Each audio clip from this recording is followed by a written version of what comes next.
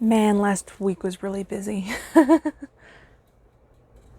Hi, I'm Kat the Crow-Winged Author here at the Magic Library, and today we are going to be sort of expanding on world building and creating the mythology, which will probably be a little bit later in the video, but right now I'm just going to be talking about world building. And also a few announcements at the end of the video, so just stick around to find out what they are.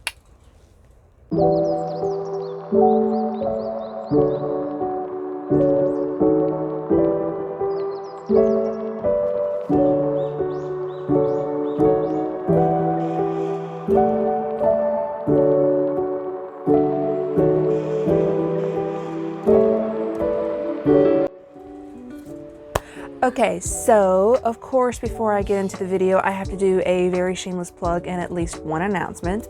My announcement is that I'm about to go on a 9-day long trip, and it is going to be one very big episode of Crow on the Road. Me and my family are going to be going to Michigan, and it's going to be a very interesting trip. So I hope you guys enjoy this little journey.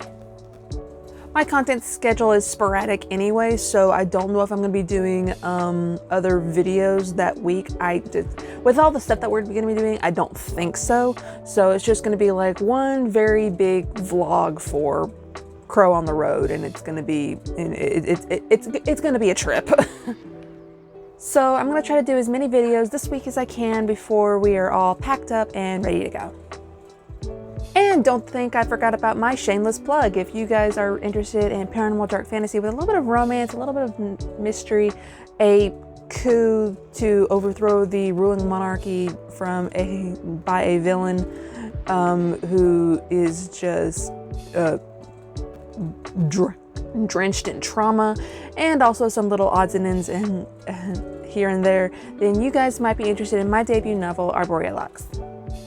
Arborea Lux follows along the journey of Lux as she goes from the outskirts of the city all the way to the royal estate, and she has there's a little bit of magic in here, and where the paranormal part comes in is that she's able to see the life of the person that she has taken it upon herself to find out what happened. And the reason that she does that is because of the person who saved her.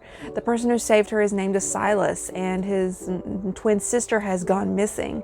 And when she sees this vision in her room at the barracks, she has sort of taken upon herself to find out what happens to Silas's twin sister and her namesake, Luxia, as she goes throughout the city of Obsidia Terma. And of course, it leads into this one big conspiracy of what is actually going on within the walls of the royal estate. It's very, very interesting, and it is based on a little bit of first of all, my very dark thoughts, and also some history. And that is what I'm going to sort of lead us into the video with. If you guys are interested in this little book baby of mine, then you can go down to the Amazon link in my description below and buy it there. And if you have bought it and you have read it, please leave a review either on Amazon or down at Goodreads. Goodreads is a place where you can have your own reading list, and you can also leave reviews and help get people's books out there. The circulation and the reviews will actually get my book out there, and I hope you guys enjoy. So now here we go with the video. When talking about world building and everything, especially when creating your mythos or trying to find out what your world is going to be like, I always find it best to actually do your research about different worlds and about different cultures in our own world, and what you would like to at least emulate from that.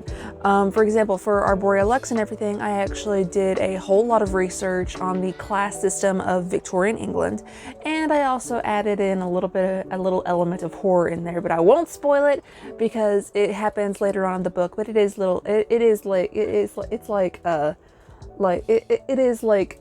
danced around in some of the earlier chapters. I find that the best books that you can immerse yourself into are ones that are somewhat based in fact. And while this world of Arborealux is just a what-if scenario, it is something, it's based off of things that you're able to, that you're familiar with and that you're able to understand and that you're able to just peek into and follow along with. You don't necessarily have to go into too much research outside of the book to do it. It's something that you are able to understand easily. There are some common questions that you should ask while you're world building. If you're creating a world by yourself, if you're creating a world all on its own, or if you're creating a world that is based off of elements from ours. And here are those questions. The first question you have to ask is, what is the culture like? I mean, what is the culture like? What traditions are there? Do women hold more power over men? Are you going to have it be completely blasé and have men be more powerful than women? Or are they going to, or is that just, who has more power over who, or are they equals? It's very important to at least get that bit right, because you don't want it to be a little overbearing and you don't want it to be offensive. I once ran into the mistake of writing a story and like all of my characters being like, I sort of ran into the problem of all my characters being like just weak, and not weak as in just like, ew, I'm strong, more like weak as in weak-minded. Like they just became like a bunch of soldier ants to my queen, to my queen bee writing bee, to my queen ant writing pattern at the time. So don't do that. For a little bit of insight, there are actually some cultures in the world where women actually did take on a equal role.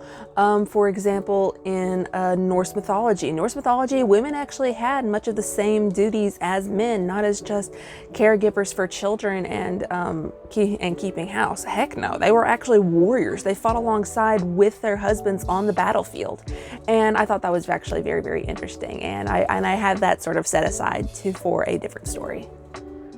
Japan is also a great example. Not only were some noble women expected to keep house and everything, but if they were of noble blood and if they had married samurai, then they were expected to learn how to take up the sword as well. And there were actually female samurai, and they would sometimes battle, and they would then battle alongside their husbands and everything. And that was also really cool to find out. So yeah.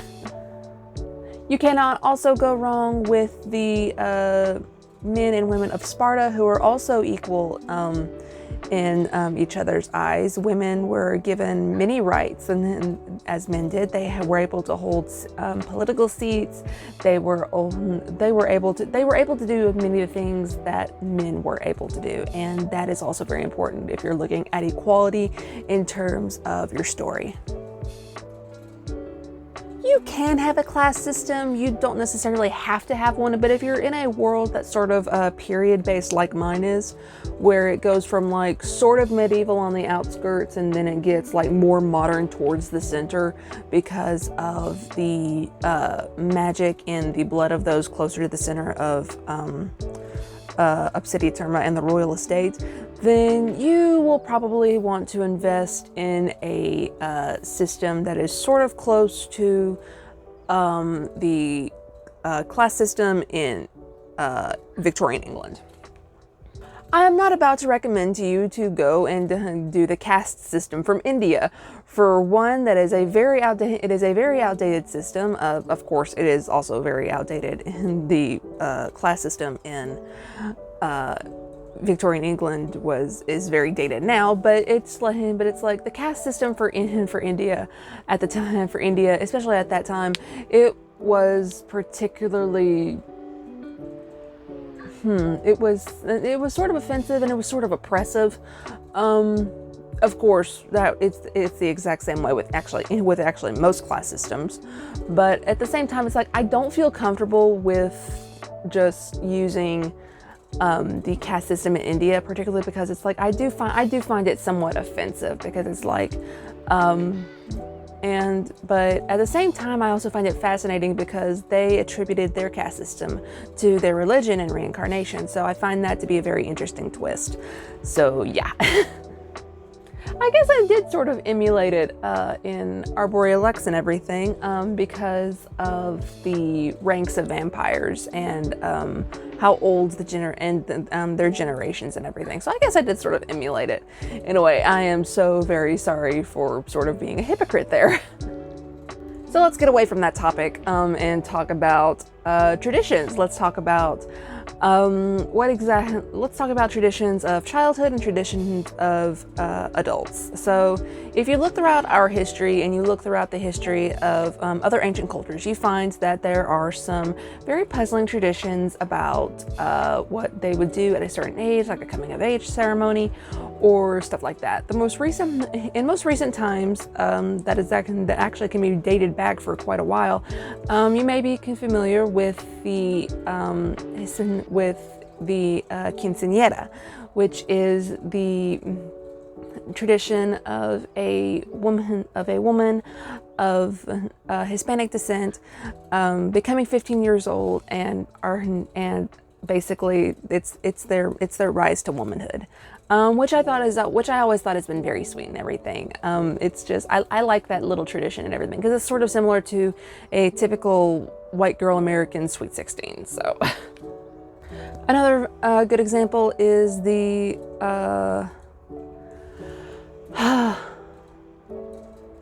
what is this name? I'll have to go back and research it. It's like, I had the thought and then it just left me. So there's that. But if you look back in history, there were actually other traditions as well. In ancient Egypt, the boys and girls who were younger than 10 years old all had hair up in a single braid or ponytail on the side of their heads and everything, and all the rest of it was shaved. And once they reached 10 years old, they were able to cut off, and they were able to cut it off and let their hair outgrow naturally. And that was sort of a way to say, hey, you're becoming an adult now, time for you to have more responsibilities. On the opposite side of the spectrum, some traditions for adults, some of them do reach into the sort of sad. For example, in Norse mythology, in the Norse culture, Vikings and everything, if they lost a parent, they would actually shave a certain side of their head. And if you saw someone with one side of their head shaved, they might have lost their mother or father, or if they had both of their heads shaved, then they probably lost both. It was a way of paying honor to their ancestors and to their parents and everything. And I always thought that was really, really cool. So when figuring out your traditions and everything for your world and your cultures that you're trying to figure out, try to emulate some of the cultures that you have interests in our world, and see if they mesh well with the cultures that you've created. It's very interesting to see what people come up with when I ask them to do this and everything. And I always look forward to reading books and seeing how they have done their stuff. Ellie Rain is a very perfect example. She has one culture that absolutely scares the crap out of me, and it's because these women are all warrior women, and all these men, even if they're like big and strong, they're like sort of just like subjugated into like these like feminine positions, like doing yard work, or being a maid, or being in the kitchen. It's like it's a very like opposite, like it's like a gender swap. It's just like a gender role swap. And for some reason that scares me, especially because I know how frightening some women can be, me included, but I don't think I'm that extreme. The most important thing about some cultures is that you have to look at the terrain that they were on as well. And that brings us into another thing of world building, and that is basically how your world is in terms of terrain and climate. This is sort of where I say, if you are a dungeon master in Dungeons & Dragons, then this will be right up your alley. In Dungeons & Dragons, you do have to deal with a whole lot of world building, and you have to create a story to go along with that world. And in terms of looking at it through a storytelling lens from what you do as a dungeon master in D&D, these two actually sort of are both sides of the same coin. I sort of have this little formula for whenever I do my Dungeons & Dragons campaigns, and it's terrain equals culture, and there's a reason for that. Go back in history and look at some of the most prevalent cultures of ancient Earth. For example, in Egypt, all of the people in Egypt were dark skins. They lived in the sand. They had very lightweight clothing. You don't want to, and specifically, they lived in the desert. If you plopped them up and put them in, like, say, Scandinavia and like up there in the north, they would probably all die because they could not adapt. It's the same thing for the men of the north.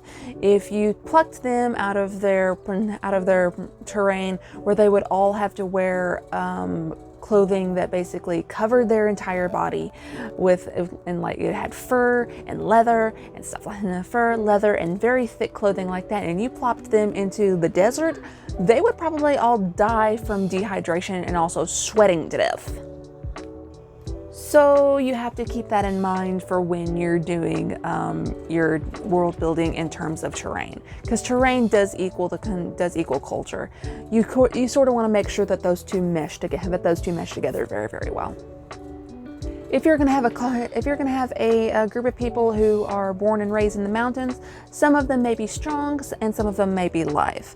I would suggest looking at animals who actually make their living on the mountains. For example, snow leopards. Snow leopards are very, very agile, and they are able to, and because of how long that they've spent on mountains and everything, they're able to get where they're needing to go on the mountains very, very quickly. Same for any number of goat species that are up there. They have soft hooves that allow them to basically cling to rocks as they climb up and everything. Now, true, some of them do fall imminently to their death to the foothills below, but more often than not, they are able to get where they're going. People of the jungle also are going to be lithe, and they're also going to be very, very adept at camouflage. They are going to be able to camouflage themselves with pieces of their surroundings so that they can hunt more easily and also keep away from predators. It's just little details like that that will make your world seem more believable and able for your readers to be more immersed into the story that you've created. And that is what has been important when it comes to escapism. I did mention clothing before when I was mentioning terrain equals culture, and that is sort of an offset of what this is going to be. Clothing is also very, very important. If you're talking about someone from the jungle, you're probably not going to have a whole lot of clothing. Same for the desert. The desert people are probably going to have more lightweight clothing. Or if it is but the desert's sort of weird in a way, because it's like it could be a very calm oasis desert, or it can be a place that is just rife with sandstorms. And in that case, you probably want to have some sort of protective clothing for them too. And of course, for the people up north, or the people far down south, closer to the southern pole of your world, they are probably going to have more temperate climates, and therefore they're probably going to have thicker clothing, and clothing that actually covers their body all the way. So keep that in mind indefinitely. And of course, if you thought I was going to go and talk about cultures, terrain, and basically these people whose kingdoms you're creating, you cannot forget to talk about language. Language is sort of new to me, specifically because I have not created a story where it actually goes in depth about what language is being used. But I have found that I do sort of emulate words that I find interesting, emulate the words that I find interesting in other languages and actually use those. And of course, Arboreolux is a perfect example. For example, most of the names and everything, like Lux and even the name Arboreolux, those all come from Latin roots. So it is very interesting to see some vocabulary in there, some vocabulary in there from more Latin roots, and I guess it's just because it's like I wanted it to be sort of romantic. Even though I have no experience with creating a new language, I would solemnly suggest that you, once again, look at the languages emulated in our own world, because we live in a very diverse world, and it's important to know the sorts of languages that are on this wonderful planet. Japanese, Chinese, Russian, stuff like that, Irish and Scottish.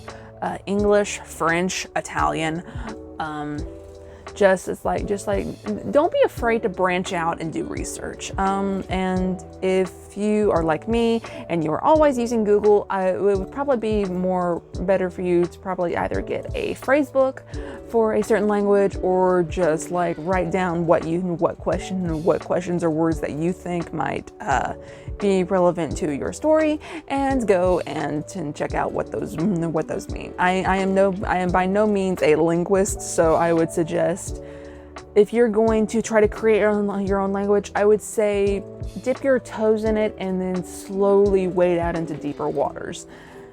Try to play it safe here. There are all very interesting elements to world building and creating a people or peoples to go with your world, and it's very, very intriguing. It does take some time and it does take some research, but at the same time and everything, it's very, very fulfilling to see all those little elements come into play. And I hope very much that this helps you on your journey. So that's all I've got for today. If you guys liked this video and you guys have stuck around to the end, please like and drop a comment down below. I really love hearing from you guys, even though I don't have a lot of comment traffic, and I'm trying to make these a little bit more open-ended. If you guys are new here and you want to see more content, please subscribe and ring that bell for more notifications, and help me reach my goal of 100 subscribers before the end of the year. It's a very small goal, but I want this to be a place where people can go to for advice, or just for laughs. And I really hope that this channel can grow as well. If you liked this channel, but you're not exactly sure where you may know me from, you may want to go over to my second channel, the Otaku Section. A number of years ago, I actually did have a channel called Manga Cat at the Otaku Lifestyle, but that channel was this channel, but I completely revamped it and made it into a channel about writing, storytelling, and escapism. So over on that channel, I go into more deep dives about anime and manga through the lens of storytelling, because that is sort of prevalent to this channel, but I don't want it to like completely take over the channel. So yeah, if you guys are very interested, hop over and go and look up the Otaku Section and give me a like. I hope you guys will enjoy it. If you want to support my channel besides liking, subscribing, sharing, and ringing the bell for more notifications, you know, all that stuff that YouTubers scream at you to do at the end of videos like this, then please consider buying me a coffee down at the link below.